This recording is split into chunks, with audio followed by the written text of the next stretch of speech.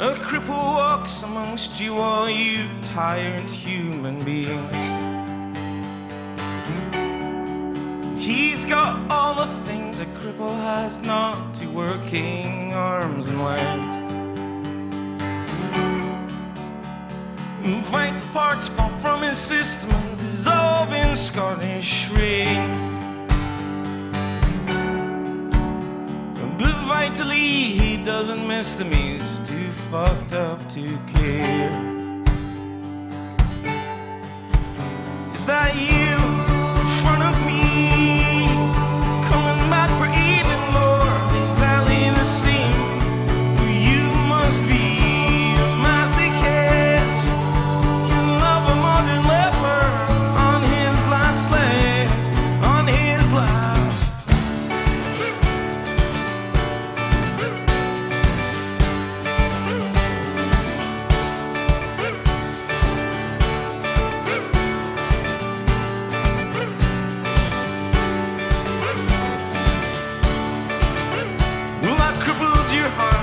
Times and still can't work out why. You see, I've got this disease I can't shake, and I'm just rattling through life. This is how we do things now. This is how the moderns stay scared. So I'll cut all the good stuff. Well, I'll cop my foot.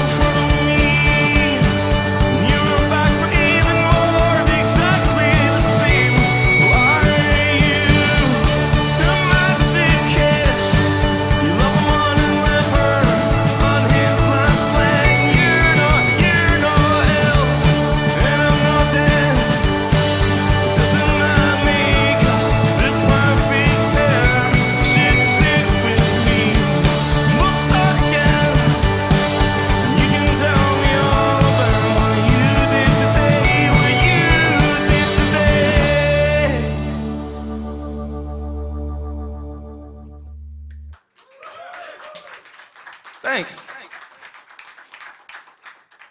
We're going to start this conversation. I'm here with Scott Hutchison of Frightened Rabbit. Hello. A band that I've loved for so long. We were thinking probably almost exactly 10 years. Almost exactly 10 years is the first time we had you in for AV Undercover. Yeah, I think that's longer than I've liked Frightened Rabbit. Because I like the first 5, and now it's just a chore. Are you revealing things? We can go along, down that path if you want. No, I don't want it to be sad. Okay. I want a happy nostalgia. It's a celebration, yeah. We were going to talk about how we smell as a new segment. Yeah. First and only AV Club segment. I didn't get close up, but I was just saying how you look like you smell great, actually. This is a really well prepared shirt. Actually, maybe it's just come straight out of the packet. I think I've worn it like twice. Okay, yeah. And maybe not washed it, so it's just been hanging. It's still got the crease there from the store. Yeah, because you didn't put that in. No. There's no way you put that in there. No, come on. Yeah, okay. And this is what I kind of essentially slept in, so. Okay. But you can cover smells. That's what I've realized. The product's out there so you can cover smells. I just use the standard household ones though. Instead of ones for Febreze just all over yourself. All over your fucking body. Is that okay for health reasons? I'm just covered in sores. And cut.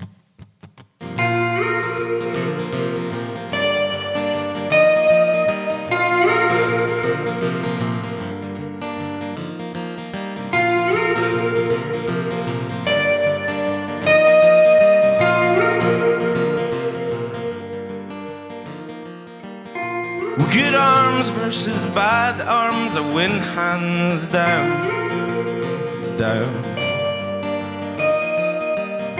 They are built to hold and fit, look how far they go around. You don't need these now that you've found another pair.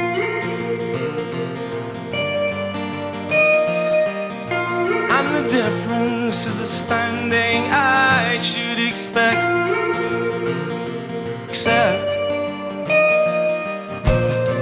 leave the rest at arm's length. Keep your naked flesh under your favorite dress.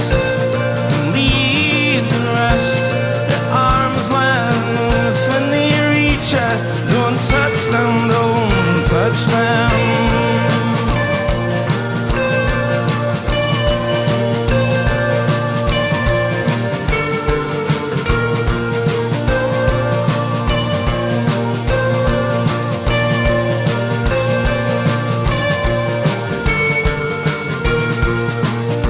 So I decided this decision some 6 months ago.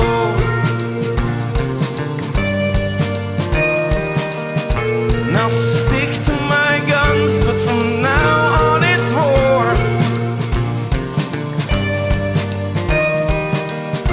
I am armed with the past and the will and a brick.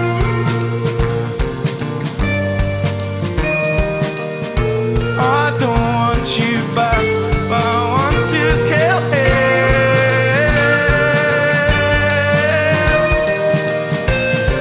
Leave the rest at arm's length.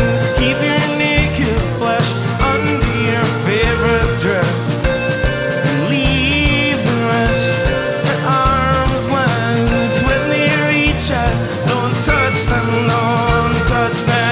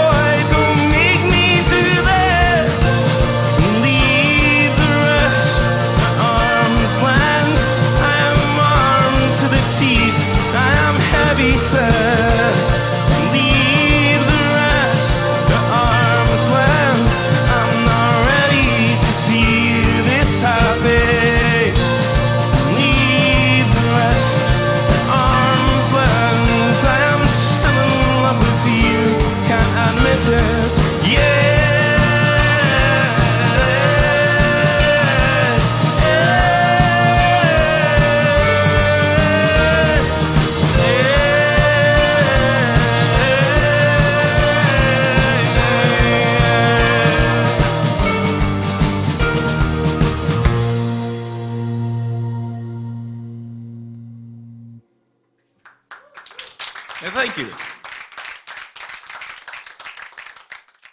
So we were just saying 10 years, and it's you're starting tonight as the first Midnight Organ Fight 10-year anniversary tour. You know, it's actually, I don't know, Chicago's a lot more appropriate than it sounds for a band from Scotland, because to me, this is where, honestly, there was a small swell of interest on a website forum type thing called Sound Opinions here. That was based here.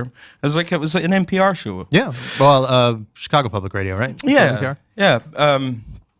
And that's where we first noticed people talking about the band. So Chicago has always held a really special place for us. And then coming here regularly, you know, doing sessions. We were looking at the first one out there, which was Confetti by the Lemonheads. Do you remember how it goes? In the tube.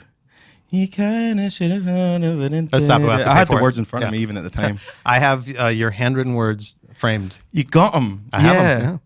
I seemed, were they on a piece of paper or on a piece of cardboard? Piece of cardboard. Yeah, right. Because it was sort of like a kind of sign that you might see written by a guy looking for money on the street. It did look like, but I don't know if you'd hold that up at the freeway. Maybe it wouldn't get you off-ramp. much. Yeah, but that was overwhelming.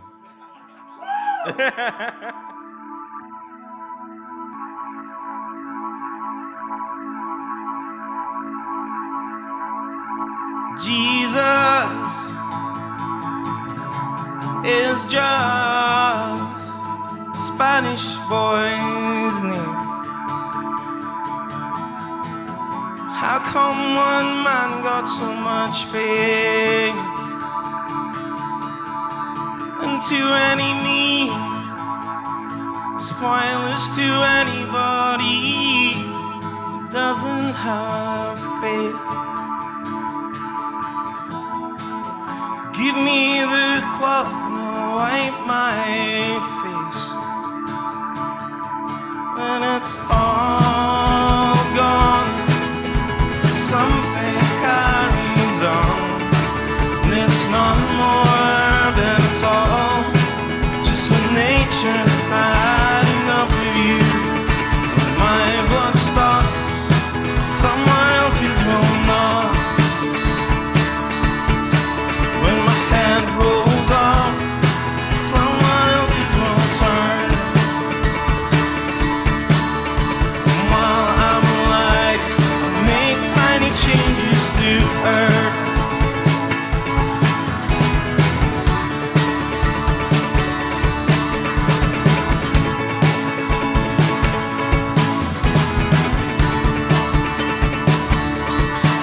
You can burn me, 'cause we'll all be the same way. Dirt in someone's eye that's crying down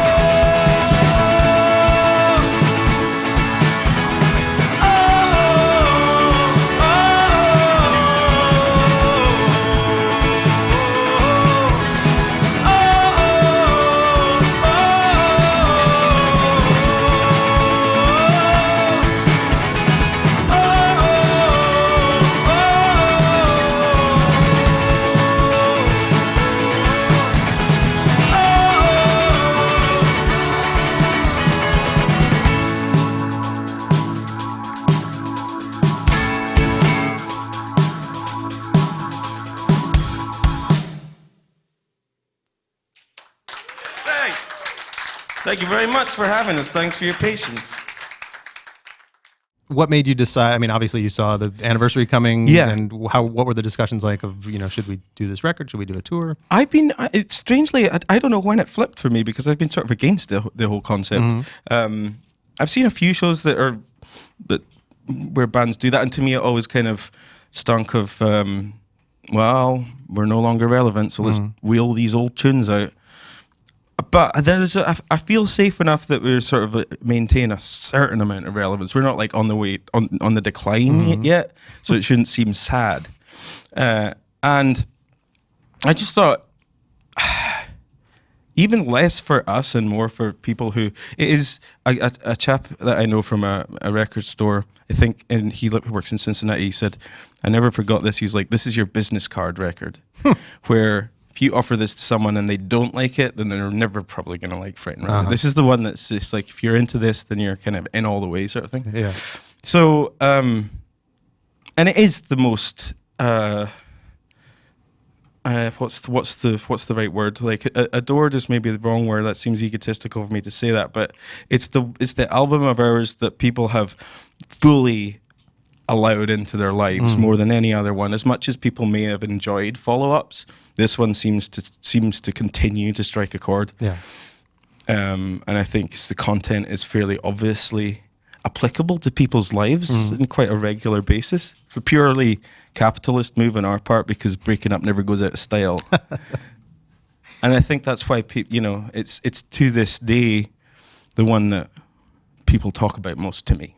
Do you still feel pretty connected to those songs? I mean, 10 years is not that long. No, I don't at all. I mean, well, connected emotionally.